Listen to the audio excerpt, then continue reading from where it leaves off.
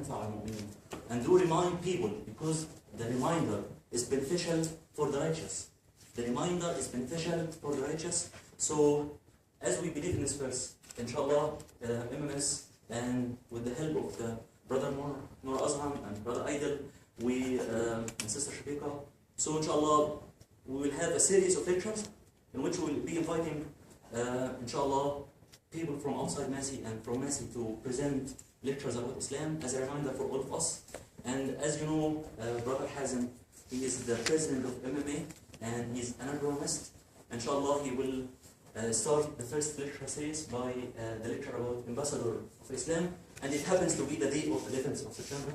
So inshallah, people usually relate Muslims with what happens in 11th of September. So unfortunately, like, we shouldn't generalize what happens by specific people to the whole Muslims. Hope inshallah we will do that. Please, brother Hazim. السلام عليكم ورحمة الله. إن الحمد Can you all hear me all right? Yes. الحمد لله نحمده ونستعينه ونستغفره ونستهديه ونعوذ بالله من شرور أنفسنا ومن سيئات أعمالنا إنه من يهدي الله فلا مضل له ومن يضلل فلا هادي له وأشهد أن لا إله إلا الله وحده لا شريك له وأشهد أن محمدا عبده ورسوله. Today our topic for talk is about the title is Ambassador of Islam, and how, why. Jazakallah khair. That's wonderful.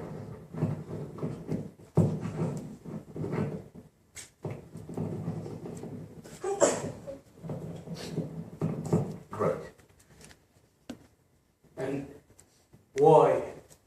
What are the goals? What are the purposes? What are the benefits? And how we can achieve it? I'd just like to, first of all, apologize for all of you for my late arrival. I was supposed to be here before 1 o'clock. And I also would like to apologize for all of you, for the poor preparation of this presentation. I had a lot of life commitments, whether it was work or family or other commitments, as you all aware.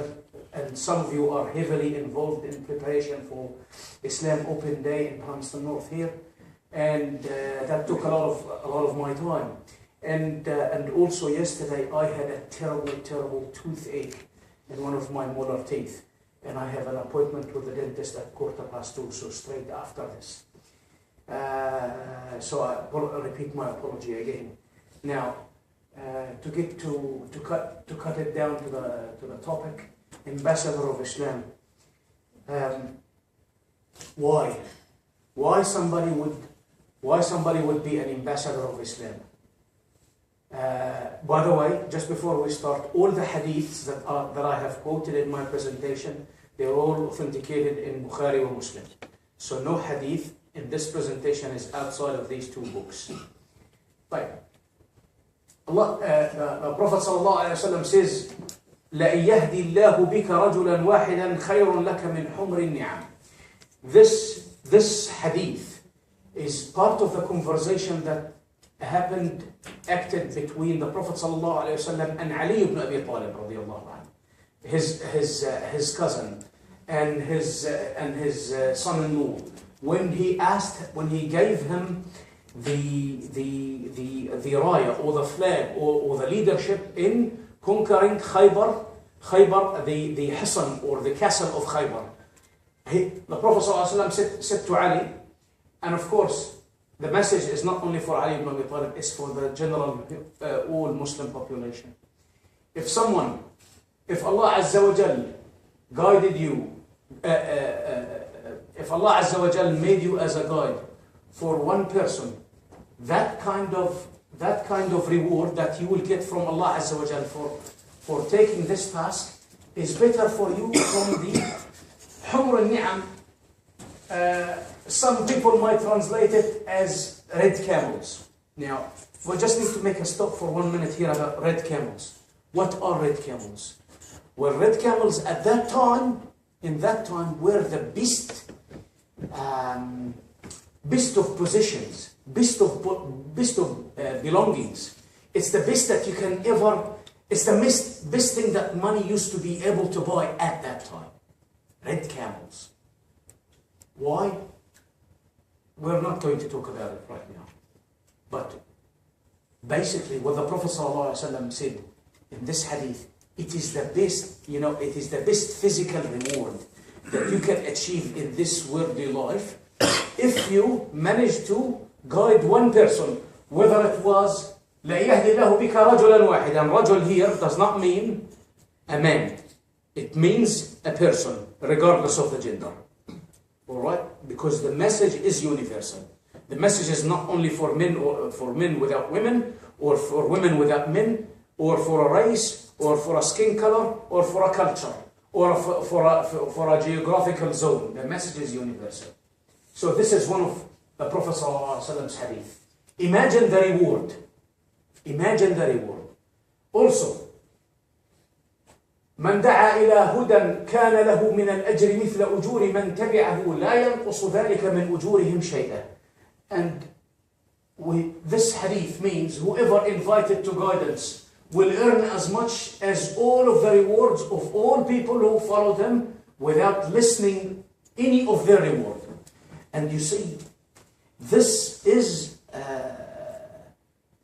not something easy to understand in our life's terms, because I go and do my job and I get paid for my job.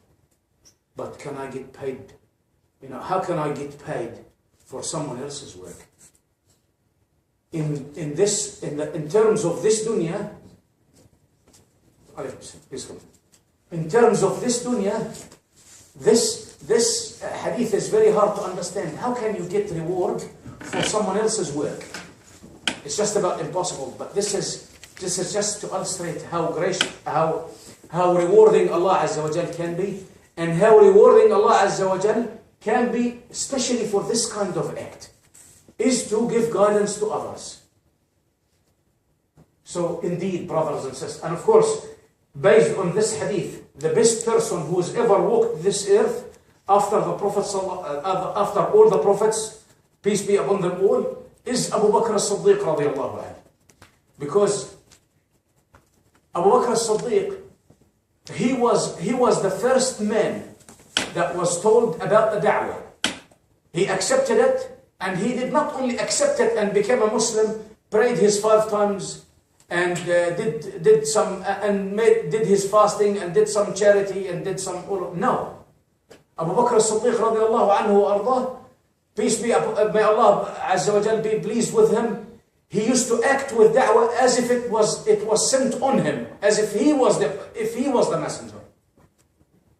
And that's why, inshallah, in the future we will have the chance to talk about what he has done, and you will be able to hear about the people that he invited into Islam, and how great these people were, and the great acts that they have done for Islam.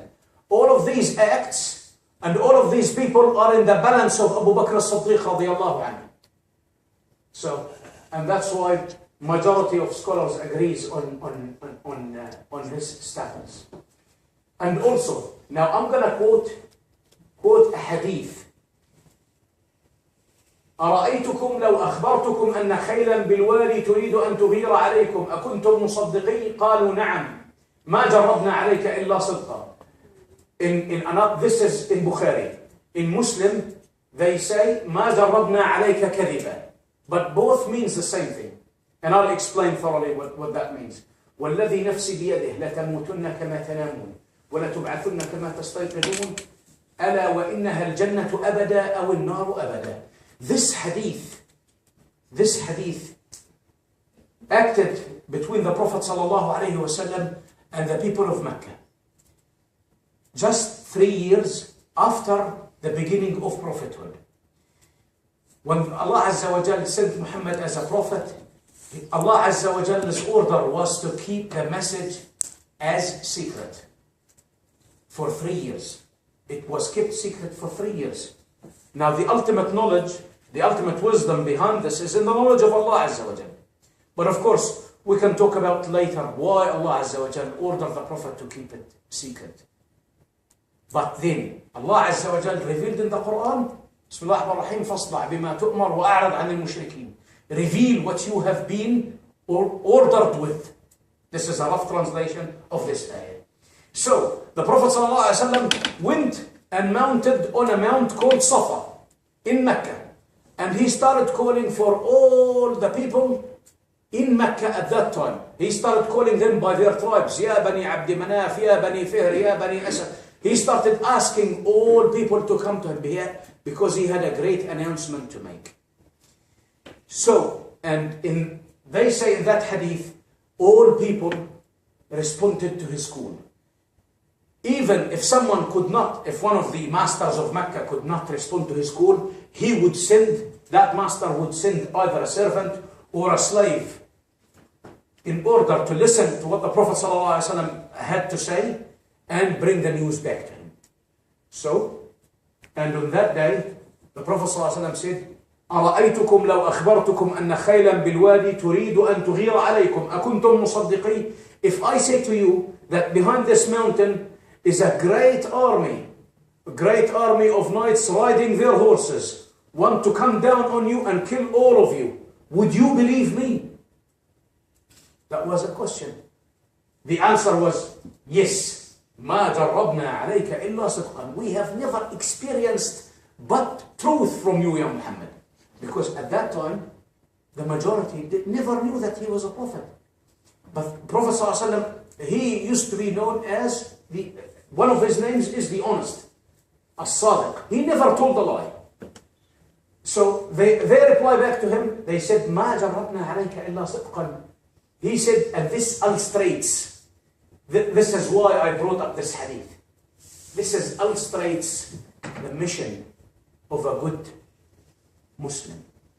A good Muslim believes, the Prophet ﷺ said, وَالَّذِي نَفْسِ بِيَدِهِ. He is vowing by Allah Azza wa Jal, by Allah with whom rests my soul, who owns my soul. لَتَمُوتُنَّ كَمَا تَنَمُونَ. You will die as you go to sleep, as you fell asleep in your beds. وَلَتُبْعَثُنَّ كَمَا تَسْتَيْقِظُونَ.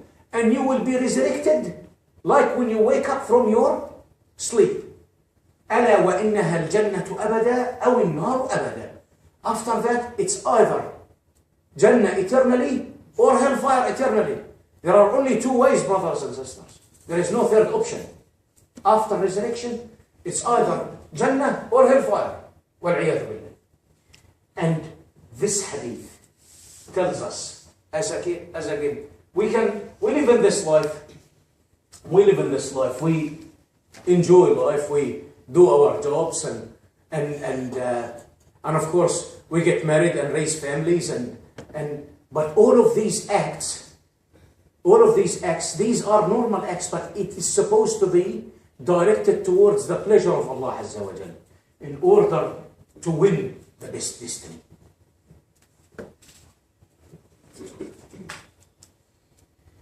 Who can be an ambassador of Islam? Any Muslim, regardless of age or gender. And then I'm going to quote, this is not a hadith, this is a saying by one of the companions. This companion is called Rib'i ibn Amir. Rib'i was an ambassador himself. He went to talk to Rustum. After at the time of Umar ibn Khattab radiallahu anhu, the Muslims were fighting in Persia. The Muslims were fighting in Persia to liberate that land from the Persians. So, he went, before the fight happened, or in times of the battles that happened between Muslims and the Persians, Rib'i went as an ambassador to see Rustum. Rustum used to be the top commander of all the Persians' army. And he said to him, نحن قوم ابتعثنا الله لنخرج من شاء من عبادة العباد إلى عبادة رب العباد ومن ضيق الدنيا إلى سعتها ومن جور الأديان إلى عدل الإسلام. Rustum asked this fellow, he's a companion by the way, why did you come here? Why did you come to fight us? And the answer of Rib'i, the reply, also illustrates our responsibility. Illustrates what are we doing in this life. So Rib'i said, we are people sent by Allah to guide who Allah wills, from worshipping slaves to worshipping the Lord of slaves, from tightness of this life to the openness of the hereafter, and from the injustice of all religions to the justice of Islam. We can talk about this hadith for days and days, but simple. Rib'i, he was so smart. He cut as they say, he cut everything down to the bone. He just gave Rustum the essence of the mission. Our mission is to invite for Allah Azza wa Jal, is to guide people to Allah Azza wa Jal. Our mission is to spread the word. Now, whomsoever decides accepts the message, of course, he will be among the winners. And whomsoever rejects, it's his own misery and it's his own trouble.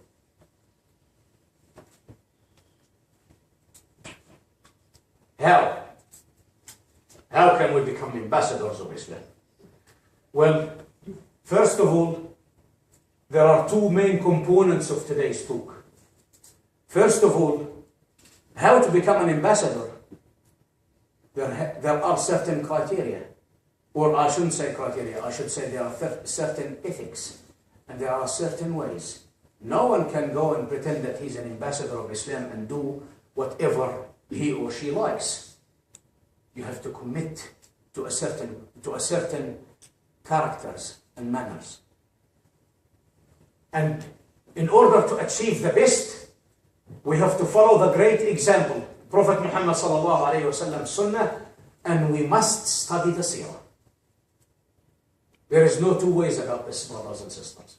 If you want to become a da'iyah, if you want to become an ambassador of Islam, and I believe it's a position that you can all successfully achieve, you must study the seerah. And you must study how the Prophet ﷺ used to make decisions and how he used to act. Because his decisions was always based on the Quran, the Sunnah, and also the facts surrounding him. And also, we need to understand the current reality, our current reality and affairs, what is called fiqh al-hal, or fiqh al-waqi'. And I'll stop here for a minute. Da'wah, inviting people to Allah Azza wa Jal, has to be done by people. Allah Azza wa Jal will never send any more messengers, will never send any more prophets. Prophet Muhammad was the seal. There is no prophet after him. And Allah Azza wa Jal will never send an angel to carry out this mission ever again. So it has to be carried on by Muslims. And in this case, it has to be carried on by people who believe in that message. And those people has to exist in a certain land. In times of history, whomsoever in parts of Russia or parts of the old Soviet Union, whomsoever used to declare that he was a Muslim used to get killed. Straight away. Whomsoever used to reveal that he's praying or has got a Quran in his house used to get killed. Of course, if he or she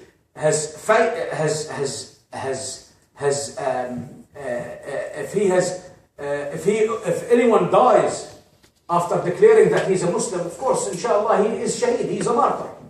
But who's going to carry the da'wah? If all Muslims were eradicated, who's going to deliver the message? So it is a great act of wisdom to hide it. Now, there is some might myself that this example is irrelevant. Well, alhamdulillah, nowadays it is irrelevant. But do we live in a Muslim country? We don't live in a Muslim. We live in a non-Muslim country. And that's why we have to be a bit more cautious and a bit more wise about how we deliver Islam. And by the way, the Prophet ﷺ delivered Islam in the both situation. When Islam was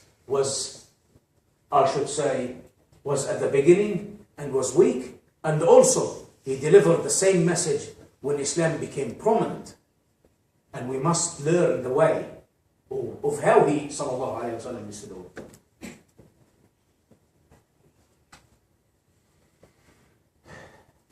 The Prophet ﷺ's character and manners He ﷺ succeeded in leading by example, and he used to apply Islam's teachings on himself first. You cannot lead others if you cannot lead yourself. You cannot advise others if you cannot advise yourself. You cannot impress others if you cannot impress yourself. You cannot attract others if you don't apply what you say to yourself first. He ﷺ also succeeded in attracting a lot of people to Islam through the demonstration of the following. And one of his first characters, honesty. And you possibly, if we go back to the hadith that we mentioned before, he was something really major to all the Meccans. If I say to you that there is an army of knights riding their horse behind this mountain, waiting to come down and eradicate all of you, would you have believed me if I said that? And they all said yes, without any exception. Why? Because of all the 40 years at that stage, well, working out the mathematics, at that stage, the Prophet ﷺ would have been 43 years of age. Because he assumed prophethood at the age of 40, and the declaration came 3 years after the prophethood. So that makes him 43. In 43 years of age, all the people surrounding him never experienced that he has told one single lie. So that's why he was always trustworthy. Whatever, he doesn't speak but the truth. And that attracted a lot of people. Trustworthiness. Also, it's one of his characters, sallallahu alayhi wa sallam. Whomsoever used to give him anything as an amana knows that he leaves his amana with a trustworthy person, and he knows that he will get his belongings back without any compromise.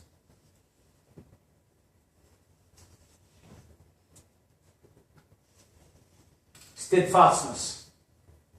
The Prophet ﷺ, not only himself, but also he taught his companions how to steadfast on their opinions and on the right, because they were the righteous.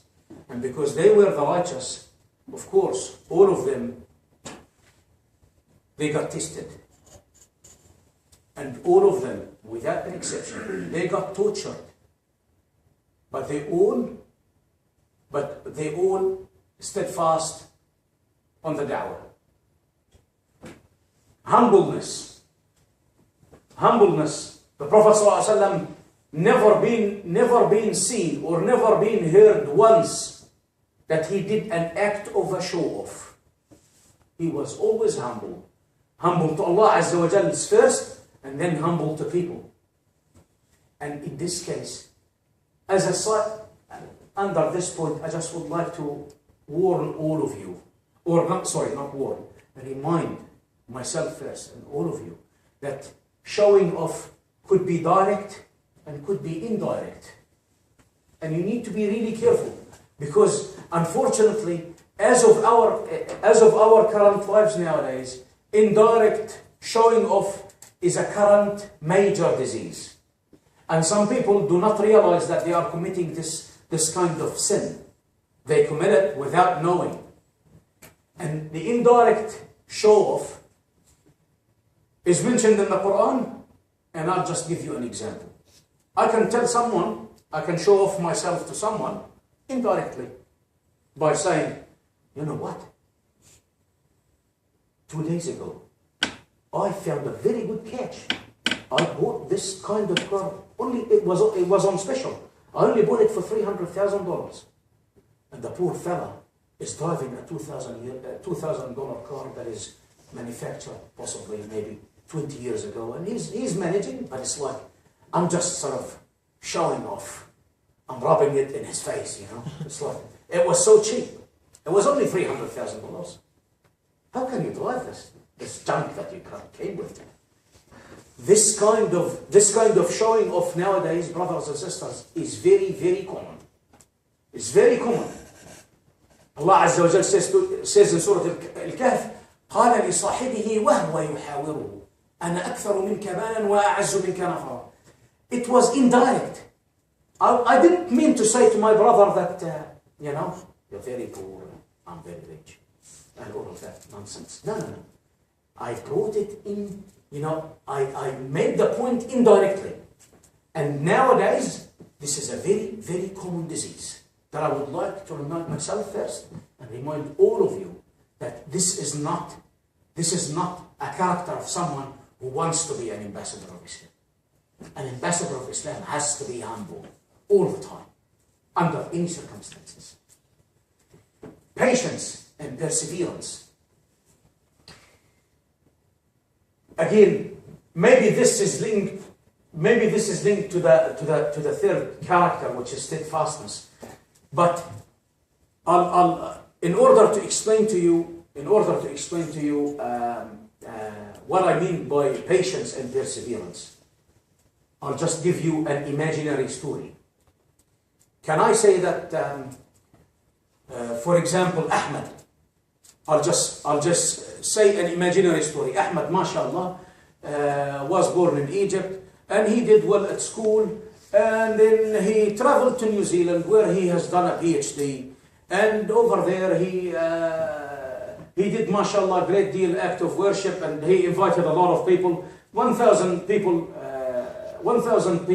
have embraced Islam because of his work, and now, alhamdulillah, he's very rich, and he's got, mashallah, a very beautiful family, and he's got a lot of money in the bank, and I fully believe, inshallah, when he dies, he'll go to Jannah. Okay? See how it's an imaginary story. If I said this story to someone, any one of you, would you actually believe me?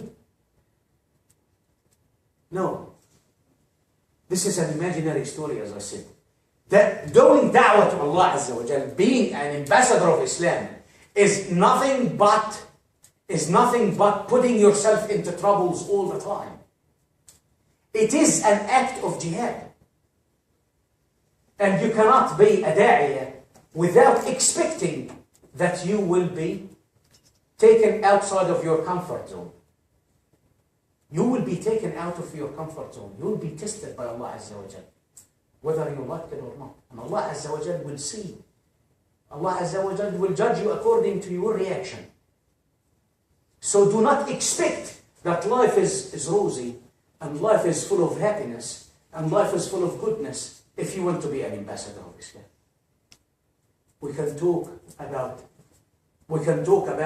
what happened to the Prophet ﷺ and what happened to the companions after him for days and days.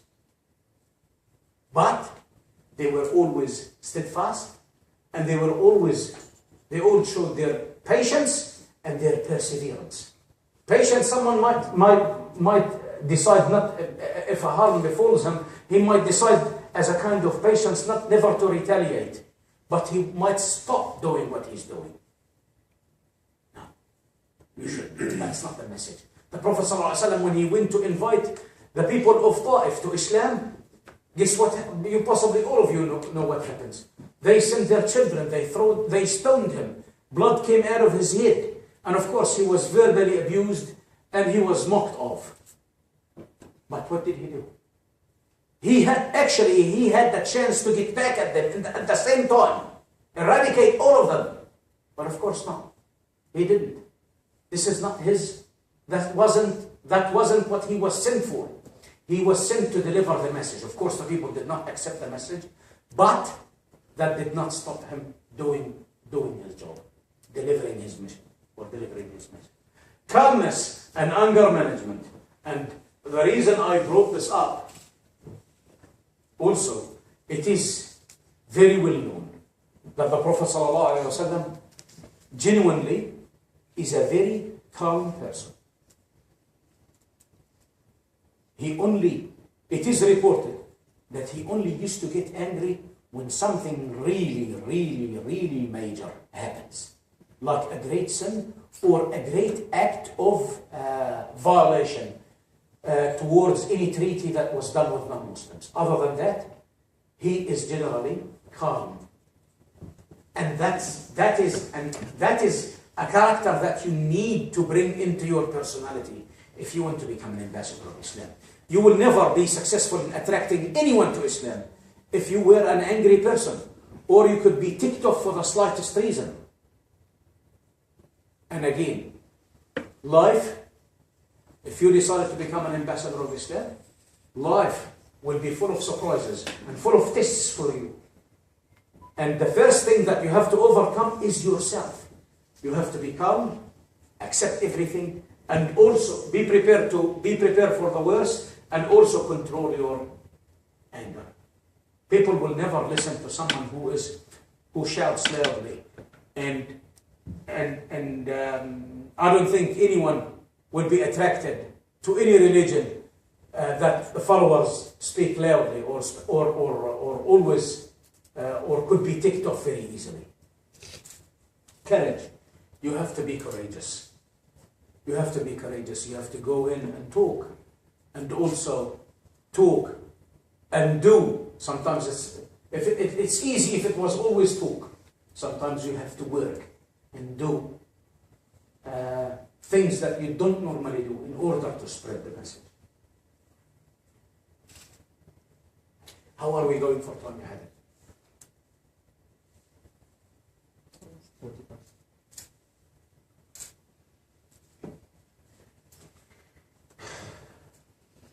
Jazakumullah khair for your good listening. By this I wrap this up, and again there was too few other points that I wanted to bring up, but I could not prepare for them yesterday because of what happened. I'm very, very sorry for that. Jazakumullah khair for your good listening, and I'll open the chance now for any questions if you have.